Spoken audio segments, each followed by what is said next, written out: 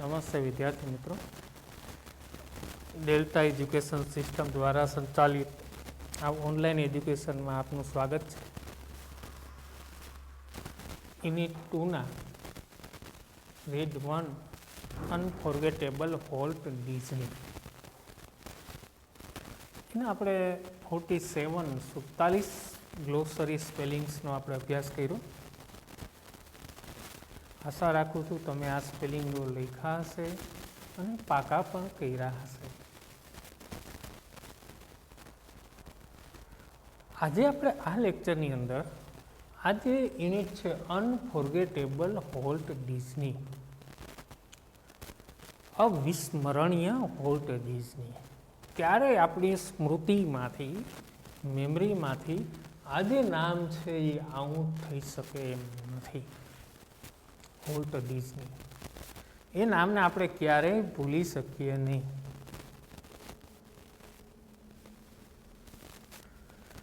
એમ કદાચ કહીએ કે વોલ્ટ ડિઝનીને વિશ્વની અંદર કોઈ ઓળખતું ના હોય એવું શક્ય જ નથી.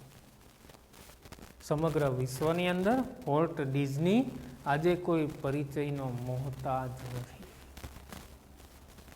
આ વોલ્ટ ડિઝનીનો સમગ્ર વિશ્વની અંદર પરિચય આપવો પડે એવું છે જ નહીં. લગભગ બધા જાણે છે. દોસ્તો, હું તમને પ્રસ્તાવના પરિચય કરાવી દઉં પાઠનો. વોલ્ટના ભાઈ જે રોય ડિઝની છે, આ રોય ડિઝનીએ અહીં વોલ્ટનું શબ્દાચિત્ર લખ્યું છે.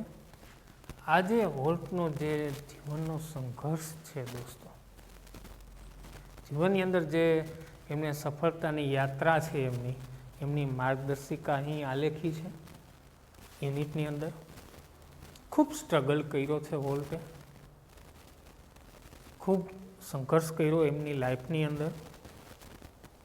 સફળતા એમને ના જ મળે, આપણે બધા જાણીએ છીએ. સિદ્ધિ એને જઈ વરે જે પરસેવે નાય. એમના ભાઈ રોય ડિઝની જ આ પાઠના લેખક છે. શબ્દચિત્ર આ લખ્યું છે. વોલ્ટનું એક પાસું એ હતું, આખો દિવસ વોલ્ટ છે, આજે વોલ્ટ ડિઝની વિચારોમાં જ ડૂબ્યા કરતો દોસ્તો. એનું કામ જ એનિમેટ હતું, મતલબ કલ્પના શક્તિ હતી.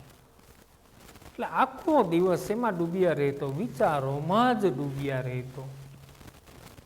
આજે પાતળા બાંધાનો ઊંચો દેશી છોકરો એક અદ્વિતીય જે સિદ્ધિઓ મેળવી છે, અજોડ સિદ્ધિઓ છે, એ વર્ણન કર્યું છે. અત્યંત કલ્પનાશીલ, ઉદ્યમી એવા વોલ્ટને સમજવો ખૂબ જટિલ હતો દોસ્તો. એવો હતો, અત્યંત કલ્પનાશીલ, ખૂબ જ કલ્પના શક્તિ એમની કામ કરતી દોસ્તો. એવો જટિલ આ વોલ્ટ ડિઝની હતો, એ સમજવો જટિલ હતો.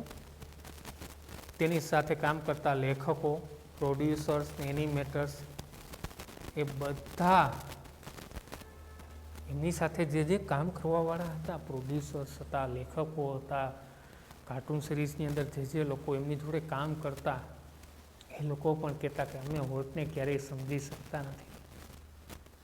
આવો જટિલ સ્વભાવ હતો એમનો. બેંકવાળા એને લોન આપતા પણ ડરતા. બેંકરપ્ટ માણસ તરીકે એમની છાપ હતી, કારણ કે લોન આપતા પહેલાં ડરતા, આ પાછા નહીં ભરી શકે તો. આપણે ઇન્સ્ટોલમેન્ટ બેંકમાં કેમ લોન લઈ ઇન્સ્ટોલમેન્ટ ભરવો પડતો, તો બેંકવાળા પણ એનાથી ડરતા, આ પાછા નહીં આપી શકે તો. દિવાળીઓ બની ગયો હતો. પણ એમને નાનપણથી જ એક ચિત્રકામનો શોખ અને સુંદર કાર્ટૂન દોરવા તરફ લઈ ગયો. બાળપણથી જ જવો, મોરના ઈંડા ચિતરવા ના પડે. બાળપણથી જ એને ચિત્ર પેઇન્ટિંગ કામનો ખૂબ શોખ હતો. એ જ એમને છેલ્લે કાર્ટૂન સિરીઝ તરફ લઈ જાય છે દોસ્તો. એટલે જ એક કાર્ટૂન બનાવીને ખૂબ નામના કમાઈ. શિકાગોમાં જઈને કાર્ટૂન શીખે છે. કાર્ટૂન શીખ્યા બાદ કેન્ઝસ શહેરમાં એનિમેટેડ કાર્ટૂન કંપની સ્થાપે છે, અને એ નિષ્ફળ ગઈ. શિકાગોમાં સૌથી પહેલાં શું કરે, કાર્ટૂન શીખ્યો, અને કેન્ઝસ શહેરમાં, કેન્ઝસ નામનું જે સિટી છે ત્યાં કાર્ટૂન એક કંપનીની સ્થાપના કરી હતી પોતે, અને એ કંપની છે નિષ્ફળ ગઈ. અને ત્યાર પછી એમને શું કર્યું, જો નિષ્ફળ ગયું છતાં એમને હાથ હેઠા મતલબ હથિયાર હેઠા મૂક્યા નહોતા. હતાશ થઈને બેહી નહોતો ગયો કે હવે શું કરવું. એમના કાકા પાસેથી $500 લઈ ઉછીના લઈ એલિસ ઇન કાર્ટૂન લેન્ડ નામની કાર્ટૂન સિરીઝ બનાવી. એલિસ ઇન કાર્ટૂન લેન્ડ એક સિરીઝ બનાવી.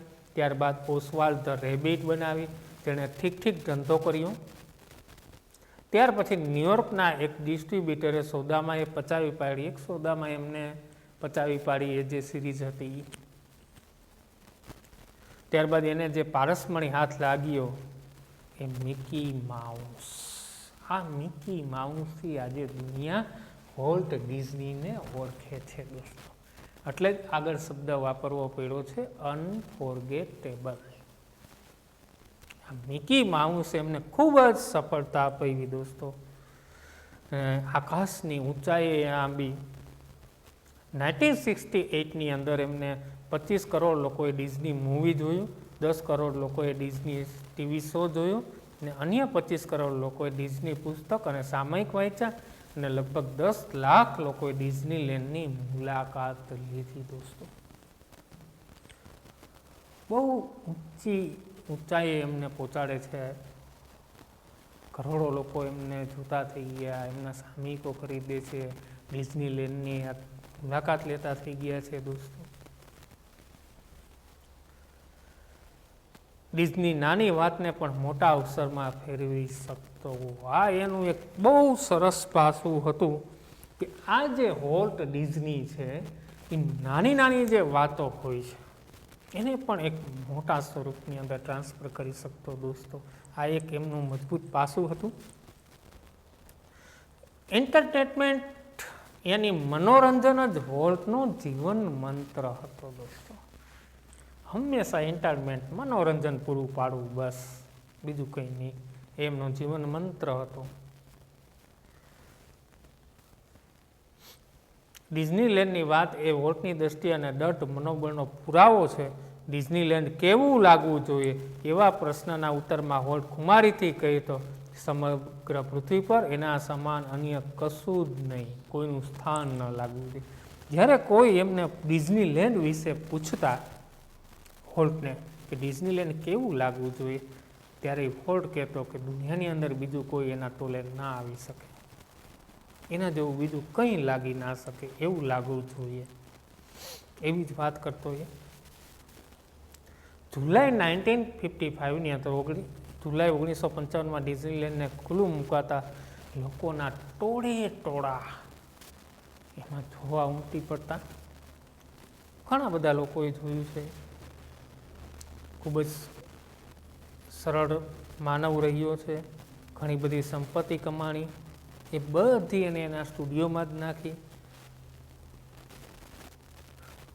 પછી એક ફાટલ ડિસીઝ જીવલેણ રોગની અંદર એ સપડાય છે, અને તે સમયે પણ તેના શબ્દો હતા, ભલે મને આ રોગ થયો પણ કોઈને આ રોગ ન થાય એવા શબ્દો હતા. ત્યારે પણ આવા રોગમાં હોસ્પિટલમાં હોવા છતાં તેનું મગજ તો ભવિષ્યના આયોજનમાં જ ખોવાયેલું હતું. વોલ્ટ કહેતો ડિઝનીલેન્ડ ક્યારેય પૂરું થયું નથી અને એનો ક્યારેય અંત આવશે નહીં. આવા જીવલેણ જે એને રોગ થાય છે જીવલેણ, ત્યારે પણ એ હોસ્પિટલની અંદર પણ એક જ રટણ કરતો કે ડિઝનીલેન્ડ ક્યારેય પૂરું થયું નથી અને થવાનું નથી, એનો અંત જ નથી દોસ્તો. ખૂબ સફળતા એમને અપાવે છે. તે દઢપણે માનતો કે દરેક માણસમાં એક બાળક છુપાયેલું છે, એ છે જે અજર છે. બહુ સ્પષ્ટ રીતે માનતો કે દરેક માણસોની અંદર એક બાળક છુપાયેલું છે જે અજર છે. તેને રમકડા રમવા, મુક્તપણે હસવું, બાથરૂમમાં કે સપનામાં ગીત ગાવા ગમે છે. બાળક જેવી જ વાત છે. રમકડા રમવા ગમતા, બાથરૂમ કે સપનાઓની અંદર, ડ્રીમ્સની અંદર ગીતો ગાવા એમને ગમતા, અને માનવ મનની આ ગહનતાને પામી તેને ડિઝનીલેન્ડ તરીકે મૂર્તિમંત કરનાર આ સપનાના સોદાગરને આપણે બધાએ સો સલામ કરવી જોઈએ. આવું સરસ મજાનું ડિઝનીલેન્ડ, જેને વિગતવાર આપણે પાઠને હવે સમજીએ. એમના ભાઈ રોય ડિઝનીએ જ આ પાઠનો ઉલ્લેખ કર્યો છે દોસ્તો. રોય ડિઝનીએ જ પાઠની અંદર વર્ણન કરેલું છે. હવે આ જ પાઠને આપણે સમજવાનો છે. આ જે વ્યક્તિત્વ છે, આ વ્યક્તિત્વ જબરજસ્ત વ્યક્તિત્વ છે. આ વ્યક્તિત્વને આપણે સમજવું જ પડશે. ખૂબ સરસ મજાનું વ્યક્તિત્વ આ લખ્યું છે વિદ્યાર્થી મિત્રો. અને આ જે વ્યક્તિત્વ છે, આ વ્યક્તિત્વ એમનું જે એક સ્વભાવ હતો એ ક્યારેય કોઈ એમને સમજી શકતા નહીં. એ જ એમને આગળ સુધી પહોંચાડે છે. શું કહે છે? My brother Walt is no more. My brother Walt is no more. અત્યારે મારો ભાઈ વોલ્ટ અત્યારે જીવિત નથી. આ કોણ કહે છે? રોય ડિઝની કહે છે. My brother Walt is no more at his influence. છતાંય અત્યારે પણ તેમની અસરો lingers like a living presence over the studio. અત્યારે પણ સ્ટુડિયોની અંદર જાણે એમની અસર જીવિત હોય ને એવું જણાય છે. where he turned out the cartoons, nature films and feature movies that made him known and loved around the world. કઈ વસ્તુ છે એ બનાવતો? જો કાર્ટૂન્સ. હવે આ પોઈન્ટ બધા યાદ રાખવાના છે. સ્ટુડિયોની અંદર શું વસ્તુ બનાવતો? તો કે કાર્ટૂન્સ. પછી શું બનાવે છે? Nature films.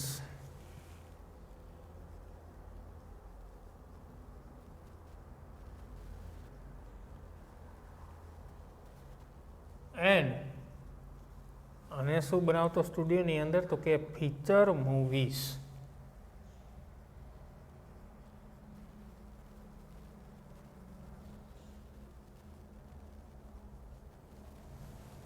તો કાર્ટૂન, નેચર મૂવીઝ અને ફીચર મૂવીઝ જ્યાં બની હતી, કાર્ટૂન, નેચર ફિલ્મ અને ફીચર્સ મૂવી જે સ્ટુડિયોની અંદર બની હતી, ત્યાં હજી પણ આ જે વોલ્ટ છે, આ વોલ્ટની અસર છે. ભલે વોલ્ટ હજી નથી, વોલ્ટ હવે નથી, Walt is no more, Walt હવે હયાત રહ્યો નથી, છતાં પણ એમના સ્ટુડિયોની અંદર શું કહે છે? મારો ભાઈ વોલ્ટ અત્યારે જીવિત નથી. એ જીવિત નથી, છતાંય અત્યારે પણ જેને લીધે તે સમગ્ર વિશ્વની અંદર જાણીતો થયો.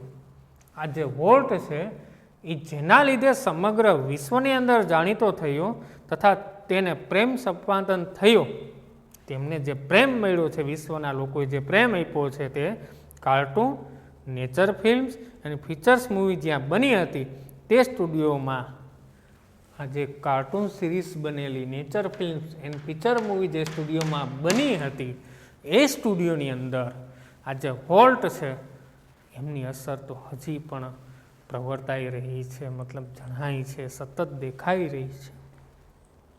આગળ શું કહે છે? ઇવન નાવ, અત્યારે પણ as I walk around the studio crew, I half expect to encounter that tall country boy figure that bowed in thought about some new projects. અત્યારે પણ હું જ્યારે પણ સ્ટુડિયોમાં કામ કરનારાઓની વચ્ચે ચક્કર લગાવતો હોય, રોય એમ કહે છે કે જ્યારે હું સ્ટુડિયોની અંદર જે કામ કરવાવાળા છે, વર્કર્સ છે, એમની વચ્ચે ચક્કર લગાવતો હોય ત્યારે મને માથું નીચે ઘાલીને કોઈક નવા પ્રોજેક્ટના વિચારોમાં તલીન દેખાતું હોય. એવું સરસ ઊંચા દેશી છોકરાને જાણે કે સાક્ષાત્કાર થાય છે એવું દેખાય છે. કેવા છોકરાની વાત કરી છે દોસ્તો? જો country boy figure.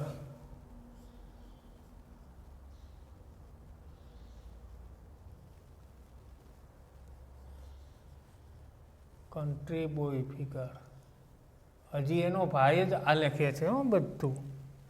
Head bowed in thoughts new project.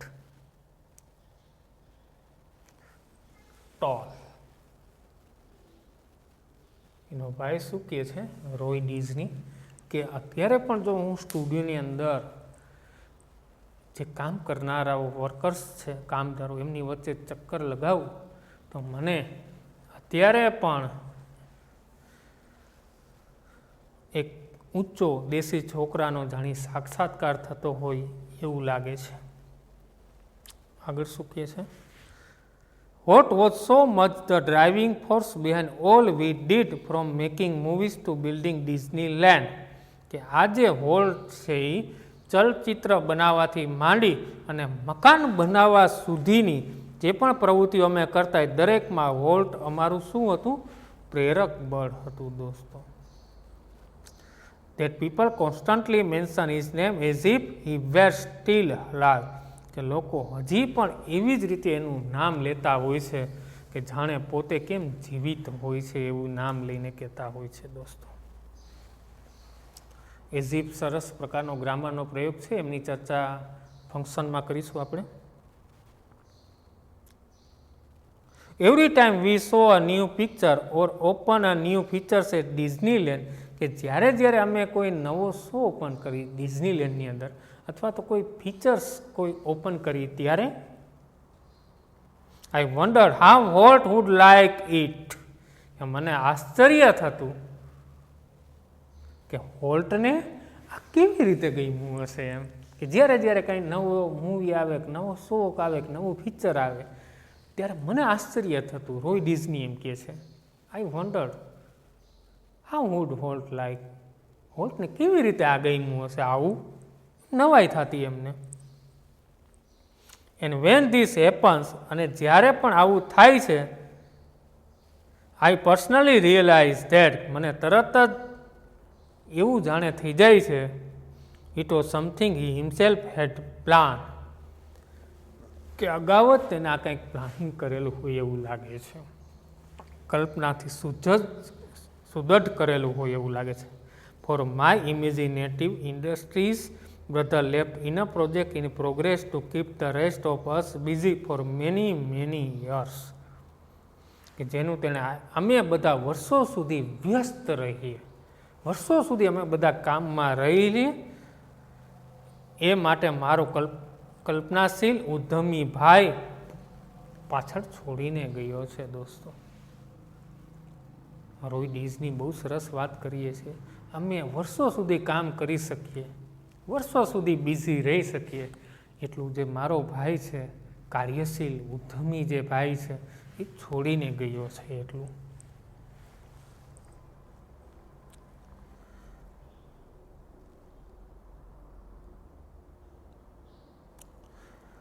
To the writers, producers and animators who work with him, he was a genius who had an extraordinary ability to add an extra strokes of imagination to any story or idea. Walt એક જટિલ માણસ હતો. આ sentence બહુ અગત્યનું. Walt was a complex main.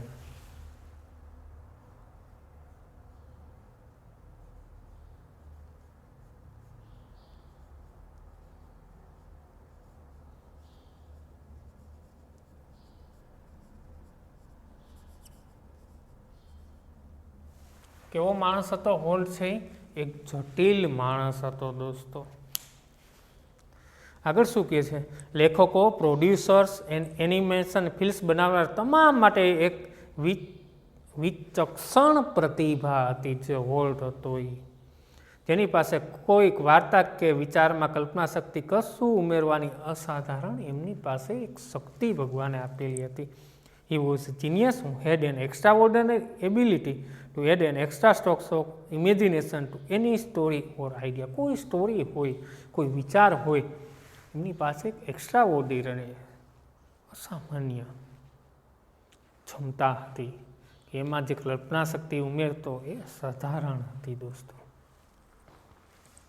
આગળ શું કે? To the millions of people who watch his TV show. Million કરોડો લોકોએ એમનો ટીવી શો જોયો. હી વોઝ અ હોમ, હુંફાળું, કાઇન્ડલી પર્સનાલિટી, દયાળુ સ્વભાવ હતો. બ્રિંગિંગ ફન, હંમેશા આનંદ જ લાવવાનું, and pleasure into their homes. અને કેવો વ્યક્તિ છે? તો કે ઘરોમાં હંમેશા મનોરંજન અને ખુશી લાવનાર, એક હૂંફ આપનાર, કરુણાસભર વ્યક્તિ હતો એ દોસ્તો. ઘરની અંદર હંમેશા ખુશી કેમ લાવવી, હુંફાળો સ્વભાવ એમનો, આ જ હંમેશા એમના માઇન્ડની અંદર રચ્યા પચ્યા કરતું દોસ્તો. આગળ શું? ટુ ધ બેન્કર્સ હું ફાઇનાન્સ્ડ અસ્ટ. જો બેન્કરની વાત કરીએ હું finance us. I am sure he seems like a wild man, hell bent for bankruptcy. કે બેન્કરની દ્રષ્ટિએ જોઈ તો હું ચોક્કસ કહી શકું કે એને એવું લાગતું કે આ બેન્કરપ્ટ મેન હોય એવું, મતલબ દેવાળીઓ થઈ ગયો હોય એવું, કે ઇન્સ્ટોલમેન્ટ ના ભર્યા હોય દેવાળી, એવું માનતા બેન્કર્સ માટે. ટુ મી, પણ મારા માટે, he was my amazing kid brother. એક અદ્ભુત ભાઈ હતો મારા માટે. કોના માટે? રોય માટે. હોલ્ટનો ભાઈ Roy. Full of impractical dreams that he made come true. કેવો ભાઈ કે જેણે બિન વ્યવહારુ સપનાઓને પણ સાકાર કર્યા છે દોસ્તો. આપણે કલ્પના ન કરી હોય કે આ વસ્તુ આમ થાય, આ વસ્તુ આમ થાય, આ સપનાઓને પણ સાકાર કર્યા છે. મતલબ ઇમ્પ્રેક્ટિકલ ડ્રીમ્સ કમ ટ્રુ. બિન વ્યવહારુ જે સપનાઓ છે એ સપનાઓને પણ એને સાકાર કર્યા છે. કોને? હોલ્ટે. સરસ સેન્ટેન્સ છે. Impractical dreams that he made come true. Impractical dreams that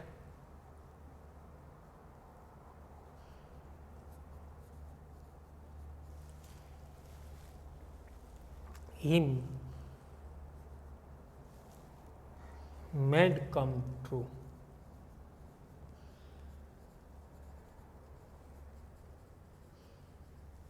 આ જે બિન વ્યવહારુ જે સપનાઓ છે એને પણ એમને સત્યાર્થ કરેલા છે દોસ્તો. સાચા અર્થની અંદર જોયેલા છે એમને. આગળ જોઈ શકીએ છીએ.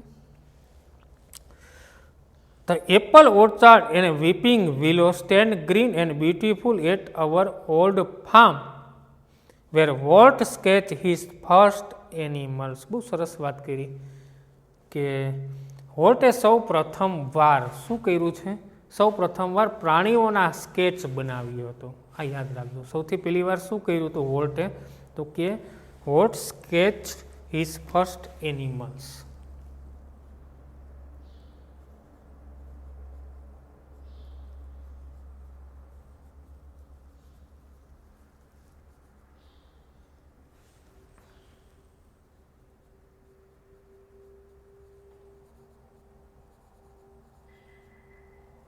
His first animal. વોલ્ટે પ્રાણીઓના રેખાચિત્ર બનાવ્યા. એ સુંદર એની જે ઓર્ચાર્ડ હતી, ફળોની વાડી, લીલીછમ સફરજનની વાડીઓ અને હરિયા ભર્યા ઝાડવા ધરાવતું અમારું જૂનું ફાર્મ આજે પણ યાદ છે દોસ્તો. એમની જે ઓર્ચાર્ડ હતી એ ઓર્ચાર્ડની અંદર એમને ફર્સ્ટ સ્કેચ એમના એનિમલનો કર્યો. I recall how Walt and I would snuggle together in bed and hear the haunting whistle of a locomotive passing in the night. બરાબર મને યાદ છે. હું અને મારો ભાઈ એક પથારીની અંદર સૂતા અને જે લોકોમેટિવ જે વોઇસ આવતા એન્જિનોના, જે ટ્રેન પસાર થતી એના જે અવાજ આવતો. અવર અંકલ માઇક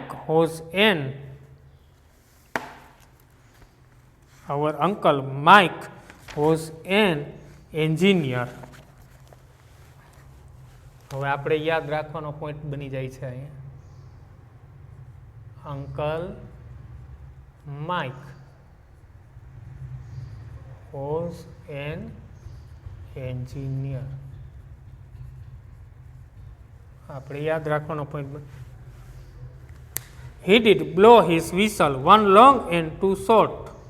એ જ્યારે પસાર થતો અમારે ત્યાંથી લોકોમોટિવ એન્જિન, ત્યારે 2 સીટીઓ મારતા, 1 short and 2 long. 1 long and 2 short, sorry. કેવી સીટીઓ મારે છે? 1 long and 2 short. 1 long and 2 shorts.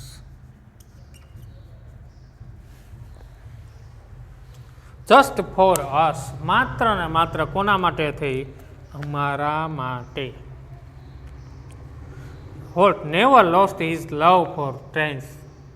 એમનો ટ્રેન પ્રત્યેનો પ્રેમ ક્યારેય ગુમાવ્યો નથી. Years later, an old-fashioned train was one of the first attractions at Disneyland. વર્ષો પછી આ ડિઝનીલેન્ડમાં એક જૂના જમાનાની ટ્રેન એના શરૂઆતના આકર્ષણોમાંની એક બની છે દોસ્તો. આ જે ટ્રેન પ્રત્યેનો એમનો જે પ્રેમ હતો ને એ વર્ષો પછી એક ડિઝનીલેન્ડમાં એની યાદ આવી ગઈ છે દોસ્તો. આ લેક્ચરની અંદર અહીં આપણે અટકશું. નેક્સ્ટ લેક્ચરની અંદર હજી પણ યુનિટને આપણે આગળ તપાવીશું.